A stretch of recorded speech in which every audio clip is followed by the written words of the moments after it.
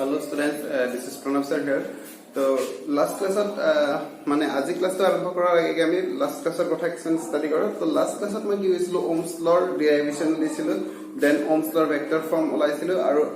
আমি ৰেজিস্টিভিটি আৰু কণ্ডাক্টিভিটিৰ এক্সপ্ৰেছন উলিয়াইছিল ঠিক আছে তাৰ পিছত মই কৈছিল যে মানে কিছুমান এক্সপ্ৰেছন ওলাই কিনে আমি গম পাইছিল টেম্পাৰেচাৰ বাঢ়ি থাকিলে কোনো এটা কণ্ডাক্টৰৰ যদি টেম্পাৰেচাৰ বাঢ়ি যায় থাকে তাৰ ৰেজিস্টিভিটি বাঢ়ি যায় থাকে আৰু যেহেতু ৰেজিস্টিভিটিৰ ওপৰত directly proportionally depend কৰি থাকে তো যেহেতু ৰেজিস্টিভিটি টেম্পাৰেচাৰ বাঢ়িলে বাঢ়ে ঠিক সেই ধৰে ৰেজিস্ট্যান্স কি হ'ব টেম্পাৰেচাৰ বাঢ়িলে বাঢ়ি থাকিব এতিয়া ৰেজিস্ট্যান্স টেম্পাৰেচাৰৰ লগত কেনেকৈ বাঢ়ি থাকে তাৰ আমি এক্সপ্ৰেছনটো ওলাব লাগে আৰু সেই কাৰণে তাৰ মেইন এটা ফাৰ্স্ট টপিকটো হৈছে আমাৰ কি টেম্পাৰেচাৰ কোএফিচিয়েন্ট আজিৰ টপিকটো হৈছে টেম্পাৰেচাৰ কোএফিচিয়েন্ট অফ ৰেজিস্ট্যান্স বা ৰেজিস্টিভিটি বুলিও কোৱা হয় ঠিক আছে সো এইটো তেতিয়া কি হয় এটা কনস্ট্যান্ট মানে আমি the resistance to temperature বাঢ়ি যায় থাকে আৰু বাঢ়ি যায় থাকে তাতে আমি এটা কনস্ট্যান্ট কোয়ান্টিটি পাম আৰু সেই কনস্ট্যান্ট টুকে আমি কি বুলি কম টেম্পাৰেচাৰ কোএফিচিয়েন্ট অফ ৰেজিস্টিভিটি বা অসমীয়াটো হৈছে ৰোধৰ উষ্ণতা গুণাঙ্ক ঠিক আছে সো এতিয়া আমি কেনেকৈ চাম চাবা সো মই দুটা টেম্পাৰেচাৰ লৈ লৈছো এটা কি কৰিছো এটা কণ্ডাক্টৰৰে কি বেলেগ বেলেগ টেম্পাৰেচাৰ বাঢ়ি গলে ৰেজিস্ট্যান্স বাঢ়ি থাকিব তো মই দুটা টেম্পাৰেচাৰ লৈছো দুটা টেম্পাৰেচাৰ এটা 0 ডিগ্ৰী সেলসিয়াস আৰু এটা 3 ডিগ্ৰী সেলসিয়াস মানে 3 ডিগ্ৰী সেলসিয়াস তো কি টেম্পাৰেচাৰ বাঢ়ি বাঢ়ি 3 ডিগ্ৰী সেলসিয়াস টি টো মই জাস্ট এনে ধৰি লৈছো সো 0 ডিগ্ৰী সেলসিয়াসত ৰেজিস্ট্যান্স মানে কণ্ডাক্টৰটোৰ ৰেজিস্ট্যান্স যিকোনো এটা কণ্ডাক্টৰ লৈছো তাৰ ৰেজিস্ট্যান্স কিমান হয় R0 এটো কি হয় at 0 degree Celsius ৰেজিস্ট্যান্স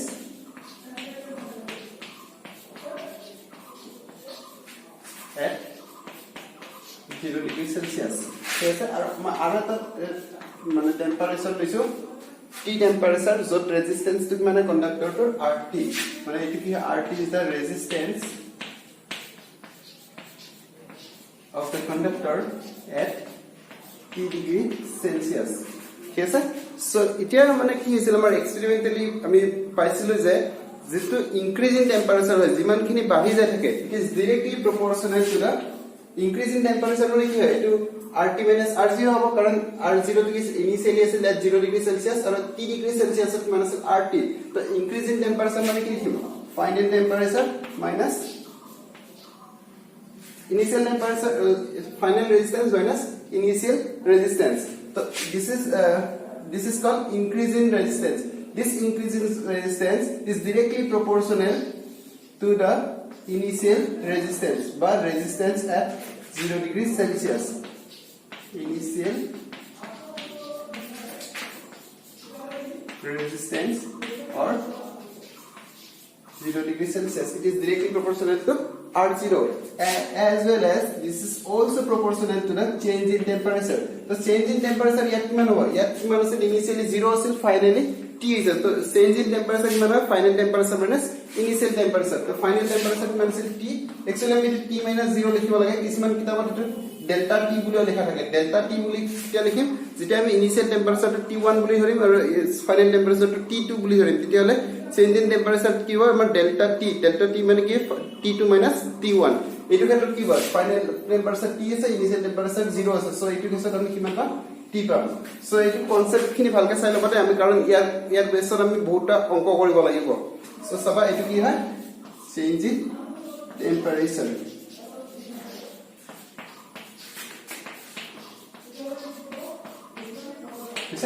So what you say R0 is the resistance of the conductor at 0 degree Celsius and RT is the resistance of the conductor at T degree Celsius and this increase in temperature আমি কৈ আছিলো কি last ক্লাসত আমি পঢ়ি আছিলো temperature বাঢ়ি গলে কন্ডাক্টৰ এটা ৰেজিস্ট্যান্স বাঢ়ি থাকে তো this increase in temperature is experimentally পোৱা গৈছিল it is found that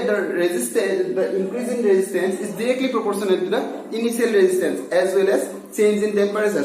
temperature মানে কি যিমানে টেম্পাৰেচাৰ চেঞ্জ টো বাঢ়ি যায় থাকিব মানে কি হয় ৰেজিস্ট্যান্স তো বাঢ়ি যায় থাকিব মানে এইটো এই ৰেটটো বাঢ়ি যায় থাকিব সো আমি এনেকে লিখিব পাৰো এতিয়া এইটো হিচাপে প্ৰপৰ্চনেল সিম্বল দে আলফা নহয় এটো প্ৰপৰ্চনেল সিম্বল সো নেক্সট আবাৰ যদি এনেকুৱা হয় তেতিয়া আমি কি লিখিব পাৰো RT - R0 is proportional to কি লিখিব পাৰো R0 into T মানে নহয় এটা কিন্তু এই T টো কি বুজাইছে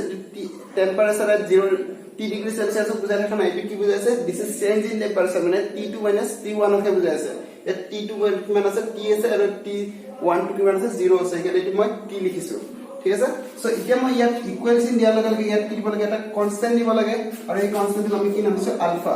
সো এনেকুৱা টপিক তোমালোকে ফাৰ্স্ট ইয়াৰত পাই আহিছিলা এই ফাৰ্মাল প্ৰপাৰ্টিজ অফ মেটাৰত সো এটো পাই গলো আৰু এই কনস্ট্যান্টটো আমি কি বুলি কওঁ this constant is known as resistivity sorry temperature coefficient of resistivity where alpha is called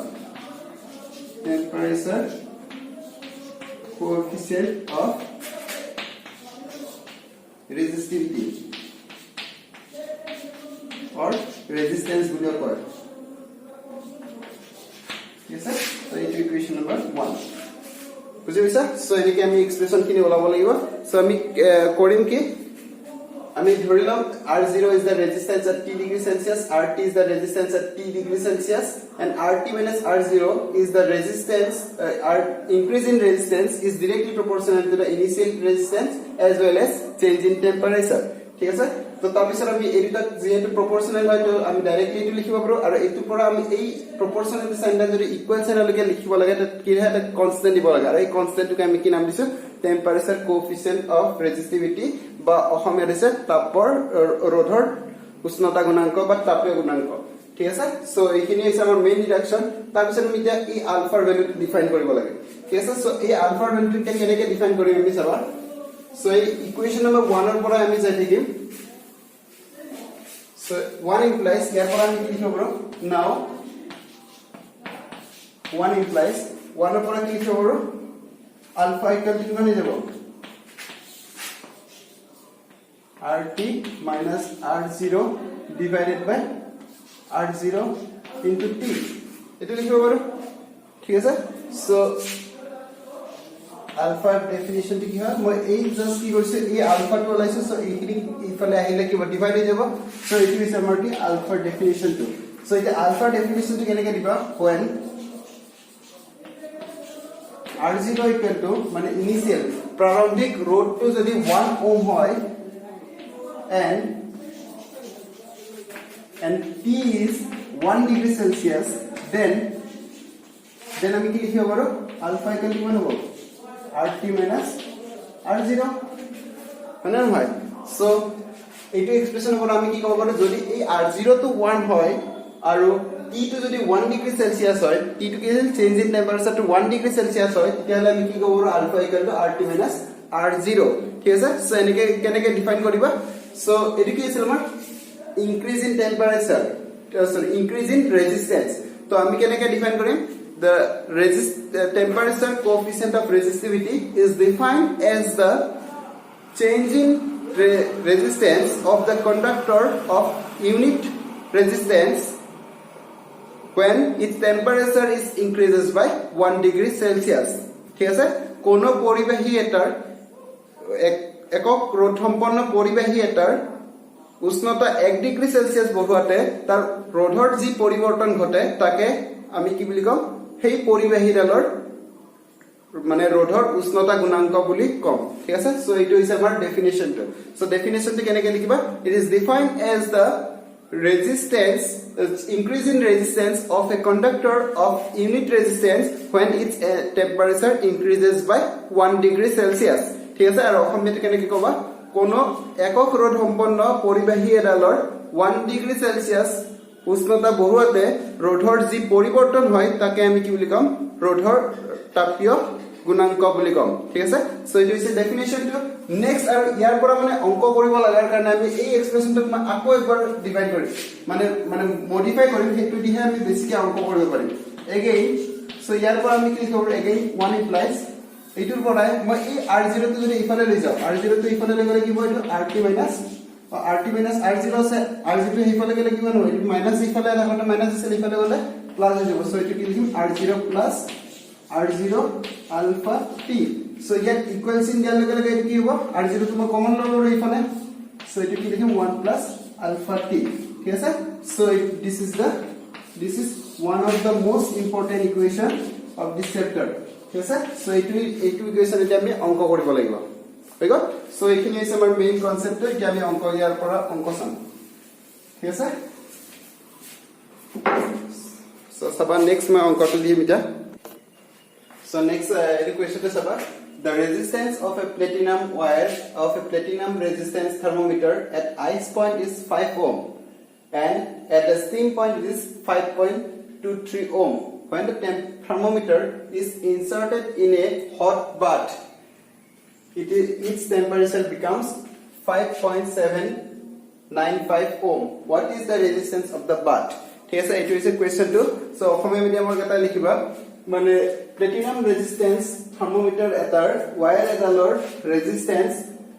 0 degree সেলসিয়াছত 5 ohm আৰু স্টিম পইণ্ট মানে কি, মানে যোনটো আমাৰ কি হয় পানী লিকুইড ষ্টেটৰ পৰা গেছিয়াছ ষ্টেট পায়, হেতুত আমি কিমান পাওঁ 5.23 ওহম। ঠিক আছে, 100 ডিগ্ৰী সেলসিয়াছত 5.23 ওহম। তাৰ পিছত কি কৰিছিল, when যেতিয়া থাৰ্মোমিটাৰটো এটা উষ্ণ প্ৰকোষ্ঠত ভৰাই দিয়া হৈছিল, তেতিয়াহলে তাৰ ৰেজিস্ট্যান্স কিমান হৈ গৈছিল 5.795 ohm. What is the resistance of the bath? ঠিক আছে, সো এতিয়া তোমালোক কোৱেশ্চনটো দি দিছে, তোমালোক এটা দুটা ৰেফাৰেন্স পইণ্ট দিছে, তাৰ সহায়ত কি ওলাব লাগে তোমালোকে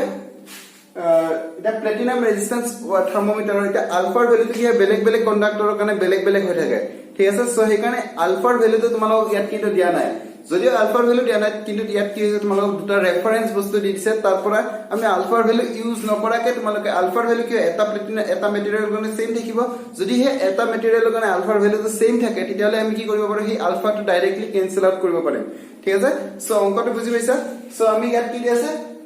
the resistance of a platinum wire of a platinum resistance thermometer at ice point. Ice point মানে কি 0 ডিগ্ৰী সেলসিয়াছত কিমান দিয়া আছে, 5 ওহম এটো দিয়া আছে, and at the steam point মানে কি 100 ডিগ্ৰী সেলসিয়াছত কিমান দিয়া আছে 5.23 ওহম। তাৰ পিছত সেই যে থাৰ্মোমিটাৰটো আমি কি কৰিছো, এটা হেইহত মানে হট বাথত বহাই দিছো, ৰুম এটা ৰাখি দিছো, তেতিয়াহলে তাত ৰেজিস্ট্যান্স আৰু বাঢ়ি যায়, আৰু বাঢ়ি কিমান লাগি গৈছে এইখিনি লাগি হ'ব, তেতিয়াহলে সেই বাথটোৰ টেম্পাৰেচাৰটো অলপ লাগে। ঠিক আছে, so the platinum resistance thermometer কি হয়, তোমালোকে ক্লাস 11 ত পাই আহিছিলা। সো platinum resistance thermometer কি জুখে, thermometer টেম্পারেচার জুখিব পাৰে, সো টেম্পাৰেচাৰ জুখিব পাৰে, কিন্তু যেতিয়া কি হয় আমাৰ জেনাৰেল যোনবিলাক টেম্পাৰেচাৰ থাৰ্মোমিটাৰ আছে ইহতে বেছি হাই ৰেঞ্জৰ নহয়, প্লেটিনাম ৰেজিস্ট্যান্স থাৰ্মোমিটাৰৰ ৰেঞ্জটো বহুত বেছি হয়, ই -200 ডিগ্ৰী সেলসিয়াছৰ পৰা 1200 ডিগ্ৰী সেলসিয়াছলৈকে ই ডাইৰেক্ট মানে জুখিব পাৰে, এইটো ৰেজিস্ট্যান্স থাৰ্মোমিটাৰৰ দ্বাৰা জুখিব পাৰে। যোনটো তোমালোকে যদি হায়াৰ লেভেলত ফিজিক্স পঢ়া, তেতিয়াহলে তোমালোকক প্লেটিনাম ৰেজিস্ট্যান্স থাৰ্মোমিটাৰটো লাগিব। সো তাতে কি হয়, যেতিয়া টেম্পাৰেচাৰ বাঢ়ি যায় তেতিয়া ৰেজিস্ট্যান্সটো বাঢ়ি যায়, আৰু সেইটো ফৰ্মুলা ইউজ কৰি ইহতে ৰেজিস্ট্যান্স কিছুমান অংকত ৰেজিস্ট্যান্স ওলাই, কিছুমান ক্ষেত্ৰত টেম্পাৰেচাৰক কাউন্ট কৰে। ঠিক আছে, সো প্লেটিনাম ৰেজিস্ট্যান্স থাৰ্মোমিটাৰ কি হয়, এইটো এটা থাৰ্মোমিটাৰ যাৰ দ্বাৰা বহুত হাই ৰেঞ্জৰ ভ্যালু জুখিব পাৰে, -200 ডিগ্ৰী সেলসিয়াছৰ পৰা 1200 ডিগ্ৰী সেলসিয়াছলৈকে জুখিব পাৰে। যেনে কিন্তু আমাৰ এই যোনবিলাক মাৰ্কাৰী থাৰ্মোমিটাৰ আছে, সিহঁতে কি হয় 100 ডিগ্ৰী সেলসিয়াছ 0 to 100 ডিগ্ৰী সেলসিয়াছে আমি জুখিব পাৰো আছিল। ঠিক আছে, সো এতিয়া আমি এইটো অংকটো জানিব লাগে, অংকটোৰ ক্ষেত্ৰত আমি এইখিনি ডাটা দিয়া আছে। সো ডাটাটোৰ পৰা আমি ওলাব কি লাগে, the resistance of the bath. So আমি কি কৰিম, তো এইটো অংকৰ কাৰণে আমি ফাৰ্ষ্টত ধৰি ল'ব লাগিব the resistance of the bath. Sorry, the resistance of the temperature of the resistance दिया है। What is the temperature of the bath? Temperature of the bath to all over again. So the temperature of the I'm going to temperature to 30 level. So keep going. Let the temperature of the bath is T degree Celsius. Yes sir, so it means a story দিছে। তে আমাৰ কি কি দিয়া আছে, তো আমাৰ কি কি দিয়া আছে, ফাৰ্স্ট দিয়া আছে R0, এটো দিয়া আছে 0 ডিগ্ৰী সেলসিয়াস অফ ৰেজিস্ট্যান্স কিমান দিয়া আছে 5 ওহম, এটো ফাৰ্স্ট দিয়া আছে হিয়াৰ। এটো ফিজিক্সৰ অংক বিলাকত কি কৰিব লাগে, ফাৰ্স্টতে ডাটা বিলাক লিখি ল'ব লাগে। সো ৰেজিস্ট্যান্স এট 0 ডিগ্ৰী সেলসিয়াস কিমান দিছে 5 ওহম দিয়া আছে, দেন কি দিয়া আছে ৰেজিস্ট্যান্স এট 100 ডিগ্ৰী সেলসিয়াস মানে স্টিম ভাপ, মানে কি বাষ্পাংক বুলি কয় অসমত, বাষ্পাংকত ৰেজিস্ট্যান্স কিমান দিয়া আছে 5.32 ওহম। ঠিক আছে, আৰু হট বাথত দিওঁতে কিমান আছিল ৰেজিস্ট্যান্স কিমান কি আছিল, আৰু হট বাথৰ টেম্পাৰেচাৰটো আমি 3 ডিগ্ৰী সেলসিয়াস ধৰিছো। সো কি দিব RT দিয়া আছে, সো RT টো কিমান দিয়া আছে 5.795 ওহম, এইখিনি দিয়া আছে। ঠিক আছে, সো আমি কি আগৰ যোনটো এক্সপ্ৰেছন অলপ আগতে ওলাইছিল সেই এক্সপ্ৰেছনটো ইউজ কৰিম। সো এক্সপ্ৰেছনটো কি আছিল আমাৰ RT minus R0 equal to alpha R0 T. It was it. So etu hol amar first etu ra etu reference ami etu equation bahabo paro. ঠিক আছে সো এটো ইকুয়েশন নাম্বার 1 দিলো এটা যদি মই এই দুটা ৰেফাৰেন্সৰ এটো ইকুয়েশন লিখো এটো r2 কি লিখিব লাগিব 100 degree Celsius minus r0 equal to কি হ'ব আলফা এটো r0 আৰু এটো কি আছিল এই t টো হেই ইকুয়েশন মতে এটো t কিন্তু এটো t নহয় এটো কি আছিল এই t to change in temperature হে বুজাই আছিল তো চেঞ্জ ইন টেম্পারেচার মানে কি আছিল এটা t ডিগ্ৰী সেলসিয়াস আছে এটা 0 ডিগ্ৰী সেলসিয়াস হয় এখানে t এৰ পৰা 0 to minus কৰিছে t minus 0 কিমান হয় t হয় এখানে t লিখিছিল কিন্তু ইয়াত কি লিখিম ইয়াত কি আছে 100 ডিগ্ৰী সেলসিয়াস আছে আৰু এটো কি হয় 0 ডিগ্ৰী সেলসিয়াস তো আমি কি কৰি 100 minus 0 কৰি দিম তো 100 minus 0 মানে কি হয় 100 এ হ'ব সো এটো ইকুয়েশন নাম্বার 2 ঠিক আছে আমি ওলাব কোনটো লাগে আমি t2 সো এটো বাকিখিনি তো ইজি হৈ গল তো আমি কি কৰিম মানে কি কৰে 1 divided by 2 কৰি দিম ঠিক আছে সো নেক্সট মই কি মুছি দিলো মুছি কিনে কৰিম কি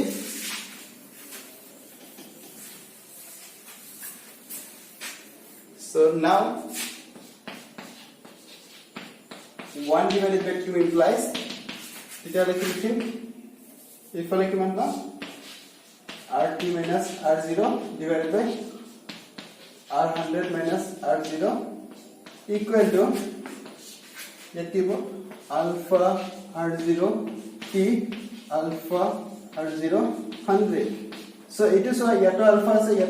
etu r0 cancel go so amak ki ola bola t2 ola bola ase t2 ifale rakhilo 100 to yet divide ase so ifale ile ki multiply jabo so etu kiman pam rt minus r0 divided by r100 minus r0 into 100 ঠিক আছে so এটা সাবা ইয়াত মই value কেটা বহাই দিও আর এটি value কিমান দি আছে rt এর ভ্যালু তো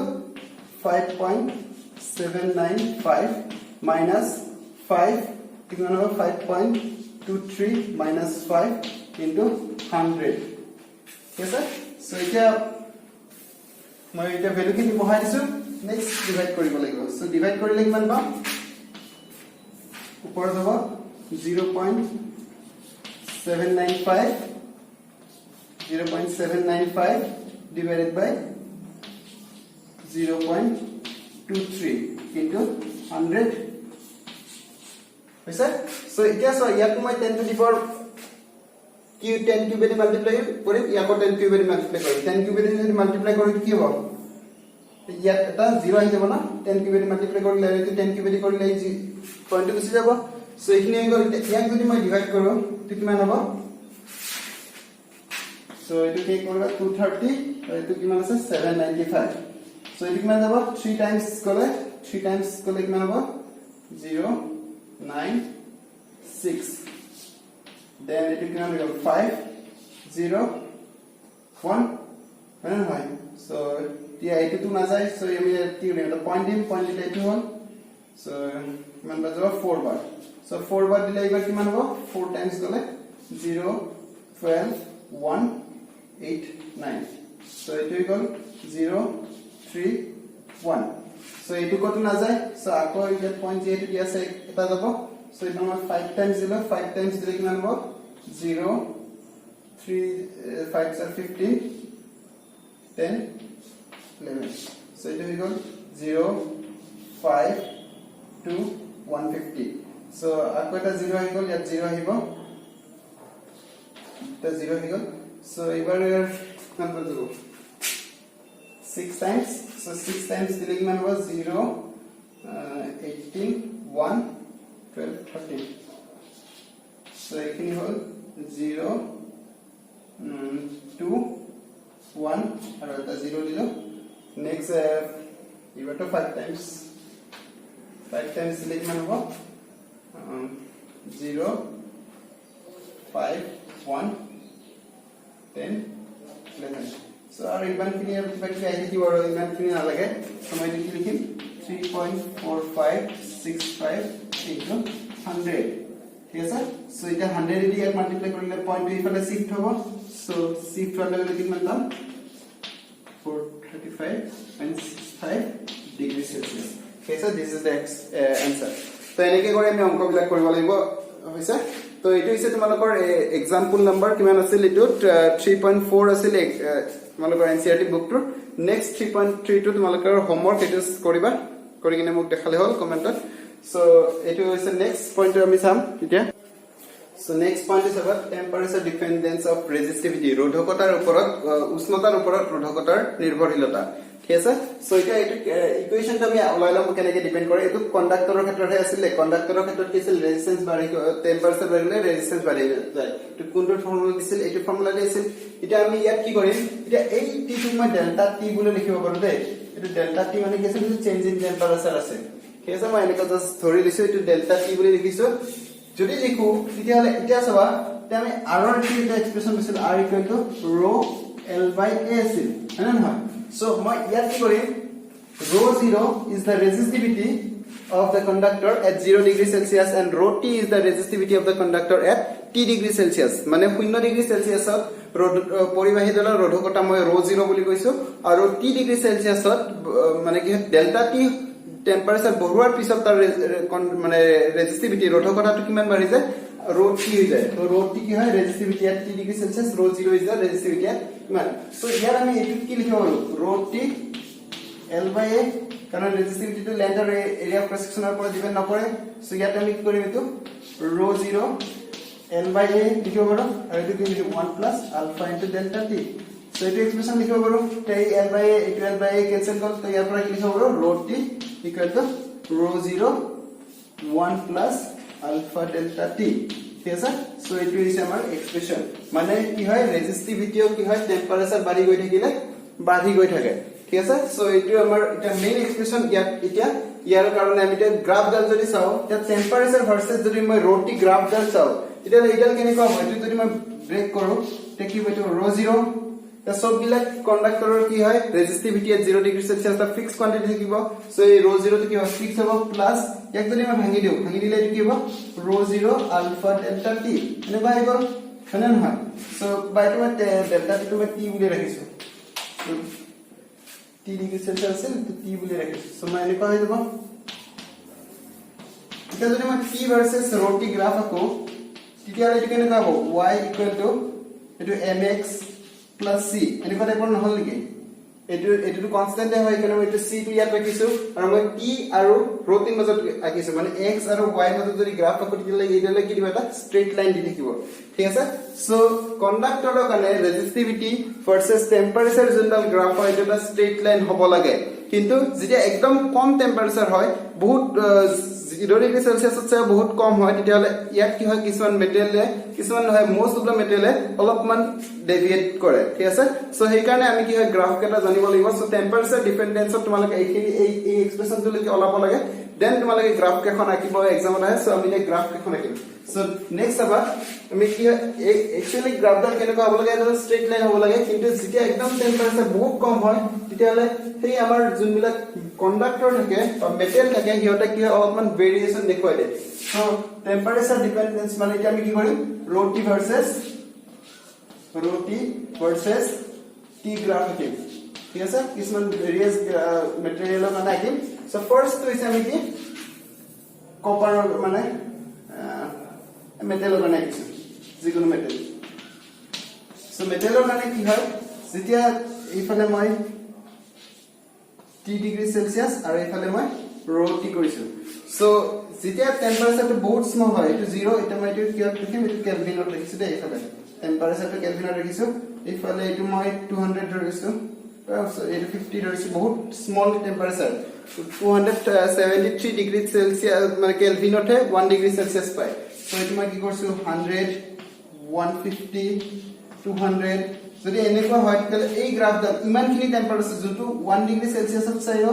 বহুত কম হয় 0 ডিগ্ৰী সেলসিয়াসত চাই কম হয় তেতিয়ালে এই মেটেল বিলাকে কি হয় এখিনি অলপমান ডেভিয়েট দেখুৱাই থাকে ঠিক আছে সো এই গ্ৰাফডাল কেনেকুৱা হয় এটো ইয়াত লাগি থাকে দে এটো এনসিআৰটি বুকটোৰ অলপমান ভুল আছে এটো অলপ ওপৰৰ পৰা দিয়ে কিন্তু এটো একচুয়ালি কি হয় একদম অৰিজিনাল পৰা হে নিকৱা যায় ঠিক আছে সো মেটেলৰ ক্ষেত্ৰত কি হয় যেতিয়া টেম্পাৰেচাৰটো বহুত কম হয় তেতিয়ালে ইয়াত একদম নন লিনিয়াৰ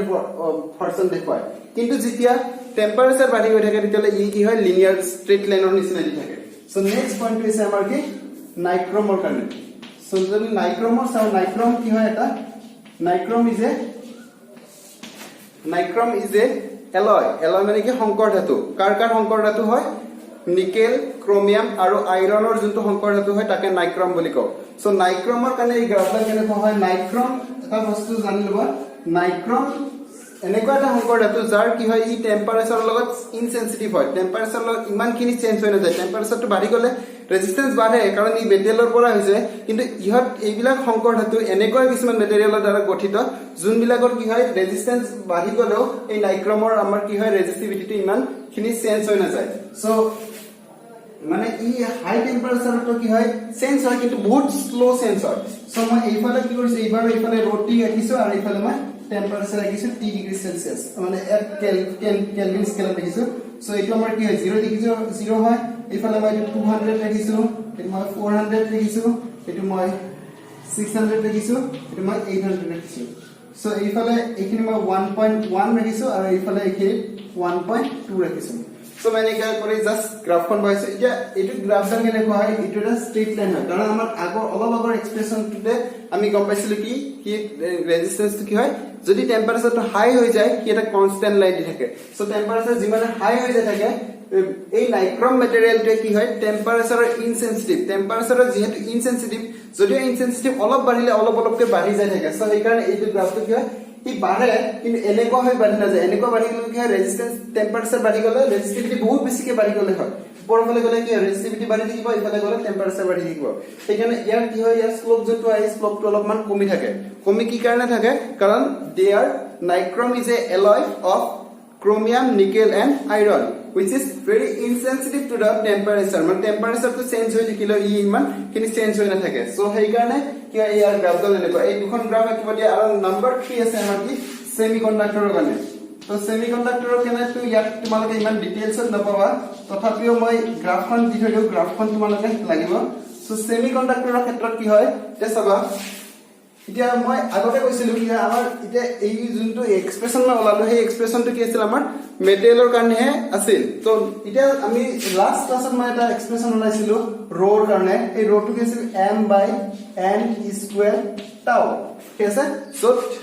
কন্ডাক্টৰৰ কাৰণে আমি কি কৈছিলো এটা কন্ডাক্টৰৰ কাৰণে এটো কি আছিল মাস অফ ইলেক্ট্ৰনটো কনস্ট্যান্ট থাকে চাৰ্জ অফ ইলেক্ট্ৰন কনস্ট্যান্ট থাকে আৰু এটো কি আছিল ফ্ৰী ইলেক্ট্ৰন তো কন্ডাক্টৰৰ ক্ষেত্ৰত মই কৈছিল কন্ডাক্টৰৰ ক্ষেত্ৰত এটাই ফ্ৰী চাৰ্জ মানে চাৰ্জ কেৰিয়াৰ আছিল এটো কয় ইলেক্ট্ৰন তো ইলেক্ট্ৰনৰ সংখ্যাটো কি থাকে কনস্ট্যান্ট থাকে সেইকাৰণে এইখিনি সব কনস্ট্যান্ট আছিল কিন্তু ৰিলেক্সেশন টাইমটোৰ ওপৰত ডিপেন্ড কৰিহে আমাৰ কি হয় টেম্পাৰেচাৰ বাঢ়িলে ৰেজিস্টিভিটি বাঢ়ি গৈ আছিল এতিয়া কি হয় সেমিকন্ডাক্টৰৰ ক্ষেত্ৰত এই ৰিলেক্সেশন টাইমটোৰ কথা ইমান ফ্ৰী নাহে সো ইয়াত কিন্তু কি হয় সেমিকন্ডাক্টৰত আমি পিছত পাই থাকিম সেমিকন্ডাক্টৰত মানে দুটা চাৰ্জ কেৰিয়াৰ থাকে এটা ইলেক্ট্ৰন আৰু এটা হোল আৰু ইলেক্ট্ৰন আৰু হোল কেনেকে ক্ৰিয়েট হয় যেতিয়া মানে আমাৰ আউটাৰ আমি ভ্যালেন্স বেন্ড পাই থাকিম এই তলৰ বেন্ড ভ্যালেন্স বেন্ড বুলি কয় আৰু ওপৰৰ এটা কণ্ডাকশন বেন্ড যেতিয়া আমি হিট আপ কৰিম এটা ইলেক্ট্ৰন যেতিয়া এটা এটম হিট আপ কৰিলে কি হয় তাৰ যোন এটা ভ্যালেন্স ইলেক্ট্ৰন থাকে সেই ভ্যালেন্স ইলেক্ট্ৰনছ কেটাকে তাৰ সেলৰ পৰা ওলাই যায় আৰু ওলাই যায় কিনে কণ্ডাকশন বেন্ডত পায় কণ্ডাকশন বেন্ড মানে কি হয় সেই কেটা ইলেক্ট্ৰনে মানে কাৰেন্ট ফ্ৰী ইলেক্ট্ৰনছৰ নিচিনাই হয় একচুয়ালি তো সেই ইলেক্ট্ৰনটা উঠি যেতিয়া ওপৰৰ বেন্ডত গুচি যায় ওপৰৰ বেন্ডটো কি কৰে কাৰেন্ট কেটা ফ্লো কৰিব দিয়ে মানে কন্ডাক্ট কৰিব দিয়ে সেইকাৰণে এটো ওপৰৰ বেন্ডটো কয় কন্ডাকশন বেন্ড তলৰটো আছিল ভ্যালেন্স বেন্ড যেতিয়া টেম্পাৰেচাৰ বঢ়াই থাকিম ইলেক্ট্ৰন কেটা কি হয় আমি থাৰ্মেলি এনাৰ্জি গিভ কৰিম তো থাৰ্মেলি যদি এনাৰ্জি দি থাকো তেতিয়ালে সেই ইলেক্ট্ৰন কেটা ধাতুৰ কি হয় ভ্যালেন্স যোজ্যতা খলৰ পৰা ওলাই যায় কিনে মেটাল সাৰফেসত ফ্ৰীলি মুভ কৰে আৰু সেই ইলেক্ট্ৰন কেটাকে আমি কি বুলি কৈছিলো ফ্ৰী ইলেক্ট্ৰন আৰু সেই ফ্ৰী ইলেক্ট্ৰন কেটা যেহেতু কণ্ডাকশনৰ কাৰণে হেল্প কৰে সেইকাৰণে এটোক আমি কি বুলি কওঁ কণ্ডাক্টিভিটিটো দি দিয়ে কণ্ডাকশন বেন্ডত থাকা বুলি ধৰো ঠিক আছে সো টেম্পাৰেচাৰ বাঢ়িলে কি হয় ইহতৰ এই নাম্বাৰ অফ ফ্ৰী ইলেক্ট্ৰনছ